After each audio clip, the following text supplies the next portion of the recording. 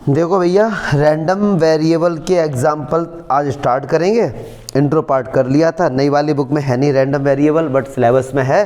तो एग्जाम्पल 22 से देखते हैं, एग्जाम्पल कवर करेंगे। आकाश देखो जरा, एग्जाम्पल 22 क्या कह रहे हैं देखना। कह रहे हैं a person play a game of tossing a coin thrice, मतलब 3 कॉइन को थ्रो उसने किया है और फिर एक गेम खेला। तो जल्दी से मैं सैंपल इस पर लिख लेता हूँ। देखो एच, अब ये तो यार पता होना चाहिए हम लोगों को, इसमें नहीं कोई रॉकेट साइंस है। 4 बार, फिर 2 बार, फिर H T, H T, H T और एच टी। ठीक है, ये हमारे 8 टोटल आउटकम्स हो गए। फिर कह रहे हैं for each head he is a given 2 rupees by the organisation of the game. For each tail he has to give 150 rupees to the organisation. अब समझो जरा गेम, समझो जरा गेम क्या हो रहा है। आपके पास भैया 3 कॉइन है या 1 कॉइन, समझो 3 बार उछालना है। अगर हेड आया तो जो आदमी खेल भैया करा रहा है वो आपको 2 रुपये देगा, और अगर टेल आया तो आपको उसको 1.5 रुपये देने पड़ेगा अपनी जेब से। क्लियर है? तो इस तरीके का गेम है भैया ये। फिर आगे क्या बोल रहे हैं, let X denote the amount gain और lost by the person. X एक रैंडम वेरिएबल है, इसको क्या डिफाइन किया गया है कि अमाउंट, या तो यार उसको फायदा होगा या उसको लॉस होगा, ऐसे ही तो कुछ होगा। अमाउंट गेन और लॉस्ट बाय द पर्सन। तो क्या बोल रहे हैं, कह रहे हैं कि let so that x is a random variable and exhibit it function on the sample space of the experiment. अब देखो समझो जरा, इसमें प्रोबेबिलिटी डिस्ट्रीब्यूशन टेबल नहीं बनवाई, बट हम लोग बना लेंगे, डोंट वरी। तो कह रहे हैं चलो पहले तो कह रहे हैं कि ये भैया शो करो कि ये तुम्हारा एक रैंडम वेरिएबल है। सही बात है, रैंडम वेरिएबल है क्योंकि हर केस में इसकी वैल्यू चेंज होगी। कैसे? अगर बाई चांस 3 कॉइन है तो हो सकता है तीनों पे हेड हेड आ जाए। तो यहाँ पे हेड कितने हो गए? 3। यहाँ पे हेड कितने हो गए? तो यहाँ पर 0। तो भैया नंबर ऑफ हेड चेंज हो रहे हैं, मतलब प्रॉफिट एंड लॉस में उसके आगे पीछे हो रहा है ना, कोई चीज़ चेंज होती है मतलब वो वेरिएबल है। इस पे तो ज़्यादा मत लिख के आना। अब सुनो, जैसे उसने हेड आने पर हो सकता है तीनों पे एच एच आ जाए, समझना। तो उसे कितने रुपये का फ़ायदा हो जाएगा? 6 रुपये का, प्लस मतलब फ़ायदा हो जाएगा। ठीक है, अच्छा हो सकता है 2 पर हेड आ जाए, एच एच टी या एच टी एच और या टी एच एच। ऐसे में 2 हेड हर केस में कितने हेड है? 2 हेड है ना। तो 2 हेड आने पर उसको 4 रुपये मिल गए भाई साहब, और एक टी भी है साथ में, टी आने से 1.5 रुपये चले गए के, तो कितने बचे भैया? प्लस में 2.5 रुपये। कितने का फ़ायदा हुआ? ऐसे 2.5 रुपये का फ़ायदा हुआ। चलिए, अब एक केस ये भी हो सकता है कि 2 पर टेल आ जाए, बिल्कुल हो सकता है। टी एच टी और टी टी एच, ये भी हो सकता है। ऐसे ऑप्शन ना जरा, 2 हेड आए मतलब -3 रुपये, और 1 आया तो प्लस का 2 मतलब माइनस का 1 रुपये का उसको क्या हुआ जी? लॉस हुआ है। और टी टी टी मतलब 1.5 माइनस का 4.5 रुपये का उसको क्या हुआ जी? लॉस हुआ। यही तो संभावनाएं हो सकती हैं, यस और नो। तो कायदे में जो पूछा गया था वो इतना ही पूछा गया था, इससे ज़्यादा वो आपकी बात नहीं कर रहे हैं। बट ये कह रहे हैं कि अगर मैं आपसे कह रहा हूँ कि प्रोबेबिलिटी डिस्ट्रीब्यूशन टेबल बनाओ, तो भैया हम बना सकते हैं, समझना, हम बना सकते हैं। क्या बना सकते हैं? देखो जरा, x मतलब रैंडम वेरिएबल और इसकी प्रोबेबिलिटी। तो एक बार 6 रुपये, एक बार 2.5 रुपये, 1 रुपये माइनस, बस ये लिख दो। 6 रुपये और 2.5 रुपये, माइनस का 1 और माइनस का। तो जब उसको 6 रुपये का फ़ायदा हुआ है तो ऐसा एक बार ही तो होगा, तो 1/8। 2.5 रुपये का फ़ायदा हुआ है 3/8, 3/8 और 1, बस ऐसे है ये। ठीक है, इस तरीके से रैंडम वेरिएबल। इसका जो लास्ट एग्जाम्पल है मीन वाला, वो बहुत ही इंपॉर्टेंट एग्जाम में आ चुका है, बट कराने मुझे सारे पढ़ेंगे एक एक करके। कंसेप्ट के लिए समझते रहो बस जल्दी जल्दी। कह रहे हैं एग्जाम्पल 23, ये क्या कह रहे हैं? एग्जाम्पल 23 कह रहे हैं, अब हाँ ये इंपॉर्टेंट क्वेश्चन समझना है, इसको बुक का समझ नहीं आएगा, इसमें इंपॉर्टेंट चीज़ को देखते हैं, मैं अच्छे से कराता हूँ इसको, देखना। अच्छा भैया, कह रहे हैं कि अ bag contains 2 white and 1 red ball. अच्छा क्वेश्चन है, 2 वाइट बॉल है तो एक को W1 W2 और एक रेड, इस तरीके से हमने ले लिया। 1 ball is drawn at random and then put back in the box after noting its colour, मतलब विद रिप्लेसमेंट जो बॉल यार ना बोल क्या हो यार, जरा दौड़ गया तुम ही हो एक बहादुर भाई। हाँ बाकी सब ढीले हैं, जल्दी आओ। तो बोल क्या रहा है, one ball is drawn at random, कोई भी एक बॉल हमने निकाली और दोबारा वो उसके अंदर रख दी गई कलर देखकर उसके। फिर कह रहे हैं this process is repeated again, ये प्रोसेस चलता जा रहा है।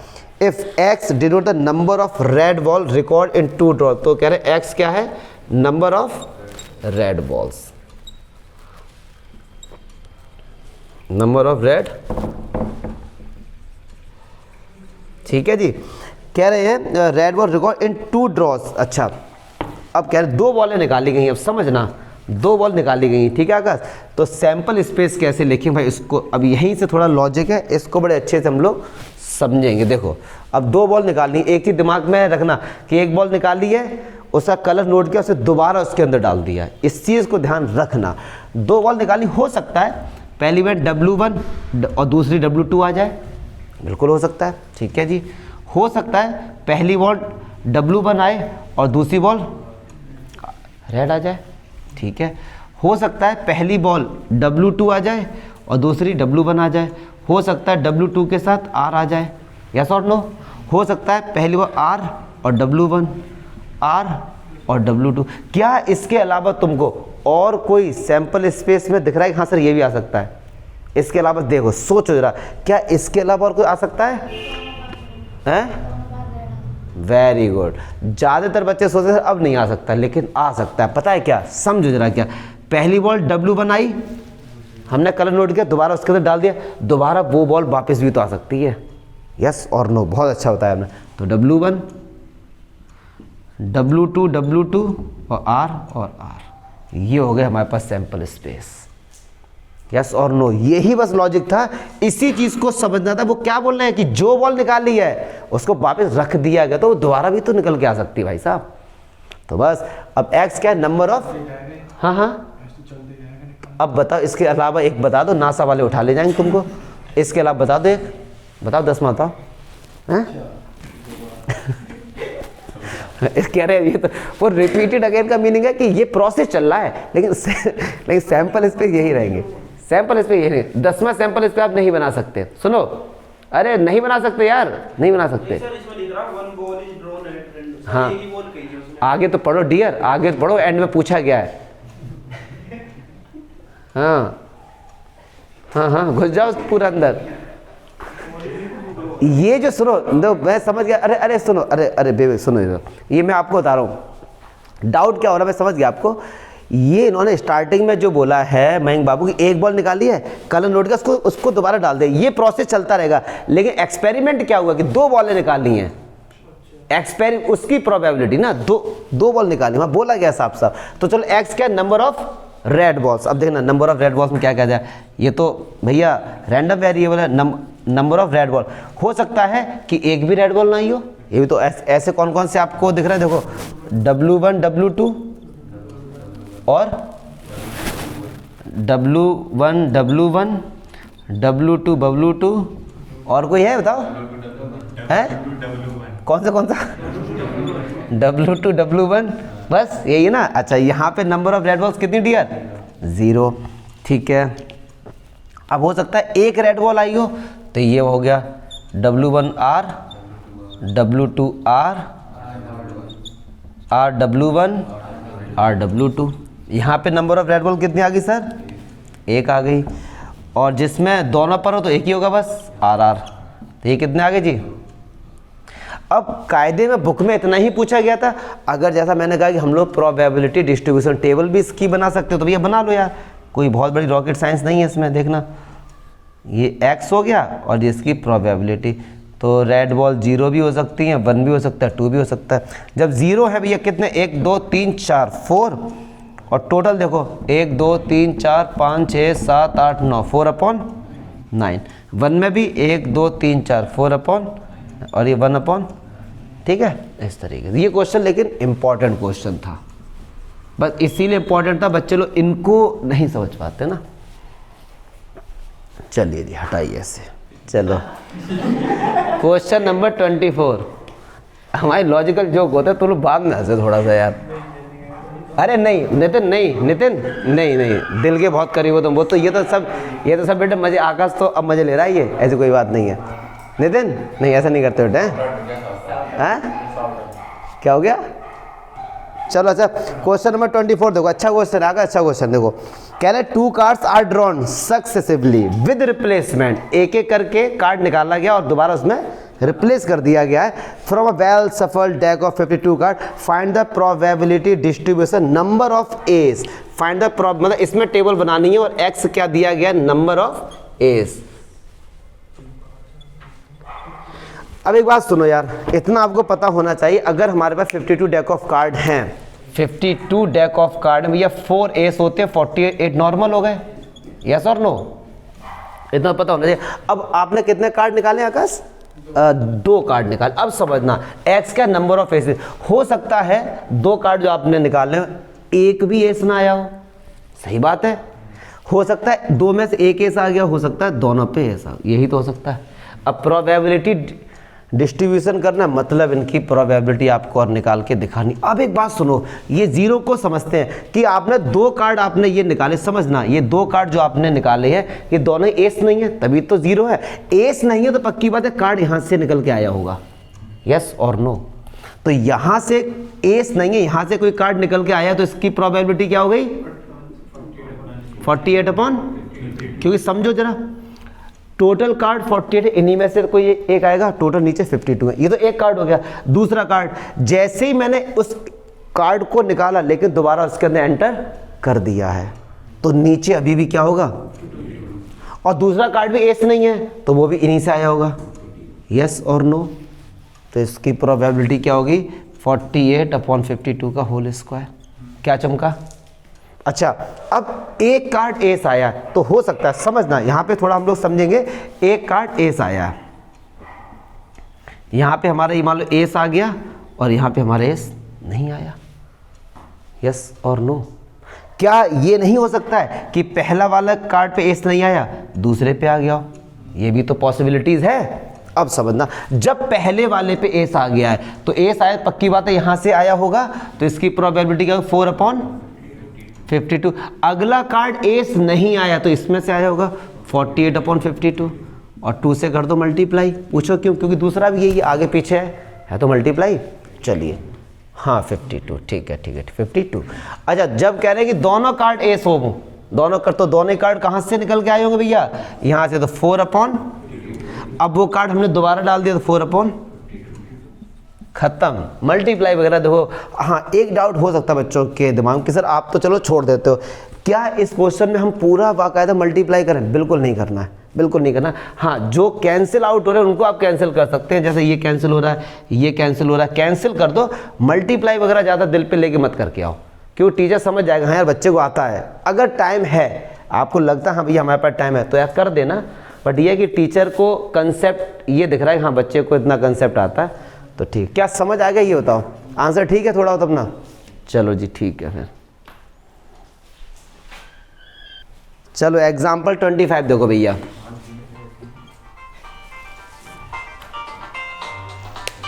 एक मिनट यार,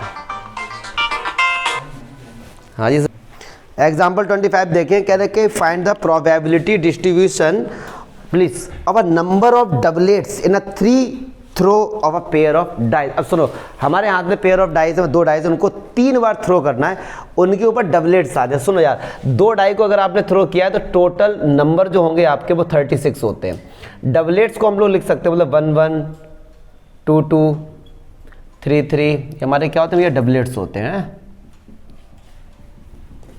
और 6 6, ये हमारे क्या होगा भैया, डबलेट्स हो। अब कह रहे हैं 3 बार आपको मौका मिलेगा कि आपको 3 बार, आपको 2 बार 2 डाइस को फेंकना है, तो क्या संभावना है उनका, मतलब उनके ऊपर डबलेट्स आ जाए। इसकी प्रोबेबिलिटी डिस्ट्रीब्यूट हो सकता है जब 3 बार उछाला एक बार भी ना आए, डबलेट्स एक बार भी ना आए। डबलेट्स का मीनिंग है कि आपके हाथ में 2 डाइस हैं, आपसे कहा फेंको, हो सकता है उनके ऊपर 1 1 या 2 2 3 नहीं आया हो, दोबारा भी नहीं आया हो, और तीसरी बार भी नहीं आया हो सकता है भाई तो एक बार आ गया हो हो सकता है 3 में 2 बार और हो सकता है 3 बार आ गया हो, बस यही हो सकता है।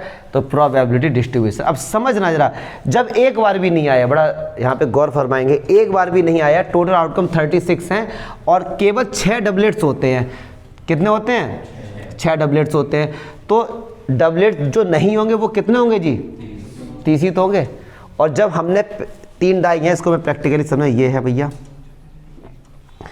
डबलेट्स नहीं आया किसी पे भी। सब ये पहला एक्सपेरिमेंट है, ये चलो मैं ऐसे कर, ये दूसरा एक्सपेरिमेंट है और ये तीसरा पहले एक्सपेरिमेंट में दोनों डाइस हमने फेंके, उनके ऊपर डबलेट्स नहीं आया। तो क्या संभावना हो यहाँ पे? 30 अपॉन जो भी आएगा इन्हीं से तो आएगा। और ऐसा कितनी बार है? तो क्या हम 3 से मल्टीप्लाई नहीं कर सकते? यस और नो?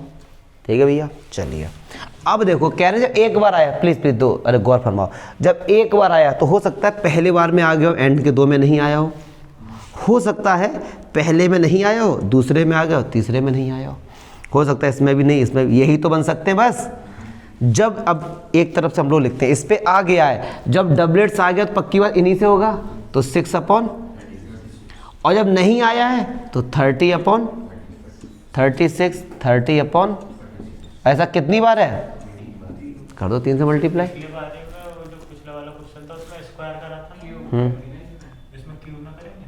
अरे यार हो सही कह रहे यार, मैं थोड़ा सा वो बच्चों में चला गया था मैं। हाँ एकदम सही कह रहे यार, छोड़ मजाक से हट के यार। देखो ये 30 अपॉन 36 है तो ये क्यूब हो जाए, क्योंकि 3 बार है ना, इसका भी इसका। हाँ यार ब्लंडर मिस्टेक है ये, चलो छोड़ो, अब ये मत कहना देखता कौन है, हम ही देख लेंगे यार। चलो अच्छा 2 बार आया, अब सुनो 2 बार है तो ये भी ठीक, ये भी ठीक, नहीं आया, इधर नहीं आया, ये और ये 3 ही तो हो सकते हैं बस ऐसे। जब आ गया है डबलेट तो इसी में से होगा, क्या होगा? 6 अपॉन 36, इसमें भी 6 अपॉन और ये 30 अपॉन, ऐसा कितनी बार? तो 3 से, हाँ ये क्यूब होगा यार, थोड़ी मिस्टेक थी ये। चलो जी, जब 3 बार आए मतलब तीनों में तो क्या होगा? 6 अपॉन का क्यूब। अच्छा क्यूब से बच्चे कंफ्यूज तो नहीं हो रहे, मतलब इसका भी ये, इसका भी ये, तीनों का मल्टीप्लाई करो या पावर 3 कर दो। जो लास्ट एग्जांपल है, अगर मैं बात करूं मीन वाला की, क्योंकि वेरिएंस है वो तो सिलेबस में नहीं है, नेक्स्ट एग्जांपल मोस्ट इंपॉर्टेंट, जितने इंपॉर्टेंट लगा सकते हो उसमें उतने लगा देना जी। एग्जांपल 26 मोस्ट इंपॉर्टेंट क्वेश्चन है ये।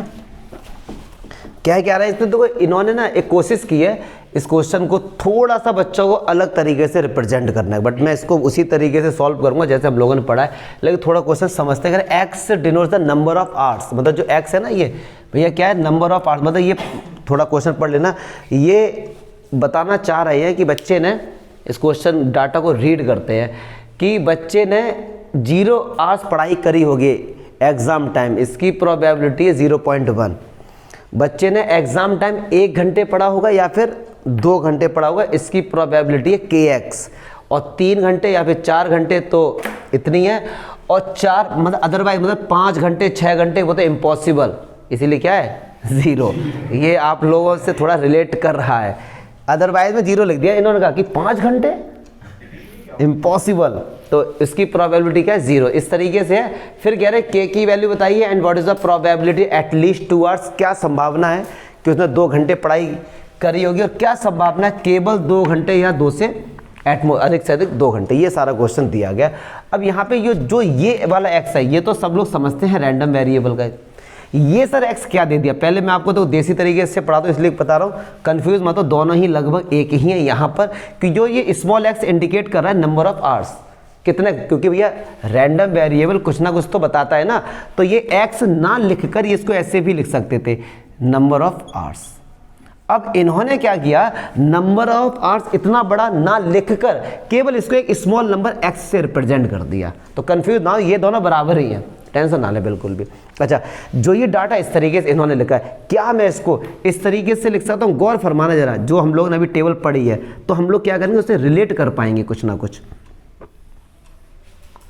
ये होता है x और ये क्या उसका रैंडम वेरिएबल की प्रोबेबिलिटी, यस और नो। ये 0 1 2 3 देखा जाए, ये नंबर ऑफ आवर्स है, नंबर ऑफ आवर्स मतलब रैंडम वेरिएबल, ठीक है। जब बंदे ने पढ़ाई करी है 0, जब बंदे ने भैया पढ़ाई करी है 1 घंटे 2 घंटे, 3 घंटे और 4 घंटे और अदरवाइज में ये सब क्या चमका, ठीक है। और इनकी प्रोबेबिलिटी क्या है भैया 0.1, 1 पे कितनी है kx, 2 पे कितनी है kx और 3 पे k 5 माइनस एक्स, 4 पे k 5 माइनस एक्स, इस पे 0। अब यहाँ पे थोड़ा सा हौच पौच हो गया क्या मुझे लगता है, चलो कोई दिक्कत, कर देंगे अभी से, समझना।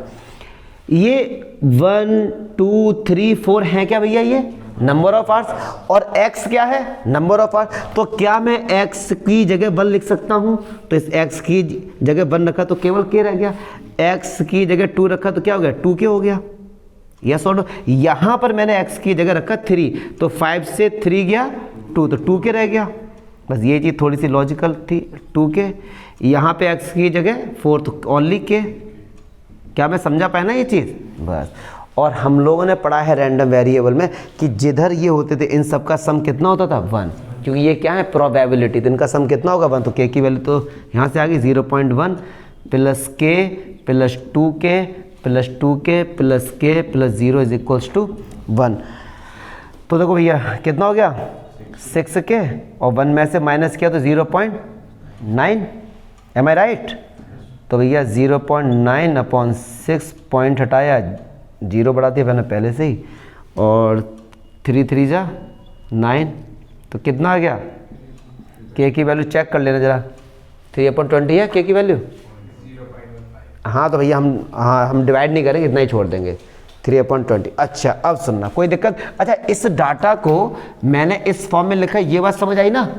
ये कह रहे हैं x की वैल्यू 1 है, तो भैया x है क्या नंबर ऑफ आवर्स, तो हम यहाँ डायरेक्ट पुट कर देंगे, ठीक है सर। चलिए फिर कह रहे हैं what is the probability that at least 2 hours, क्या संभावना है कि उसमें बच्चे ने कम से कम 2 घंटे पढ़ा होगा, कम से कम 2, तो 2 से ज़्यादा वो भी तो चलेगा, तो कम से कम 2 घंटे समझना, तो क्या उसकी प्रोबेबिलिटी है। तो यहाँ से इधर जितना भी डाटा होगा वही तो सब हमको लिया जाएगा, यस और नो।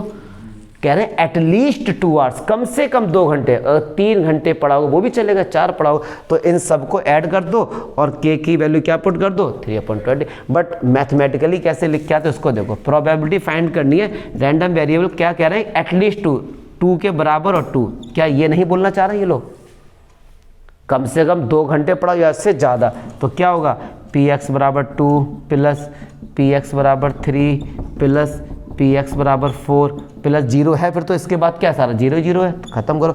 x बराबर 2 पे क्या है 2k, इधर क्या 2k, इधर क्या k, इधर क्या 0, तो 2 2 4 5k, और k की वैल्यू कितनी है जी 3/20, तो 5 चौक 20, तो 3/4, यस और नो।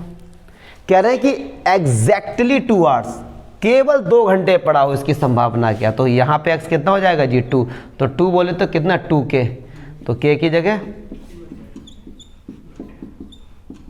तो 3/10, ठीक है। अच्छा क्वेश्चन है, समझते रहो।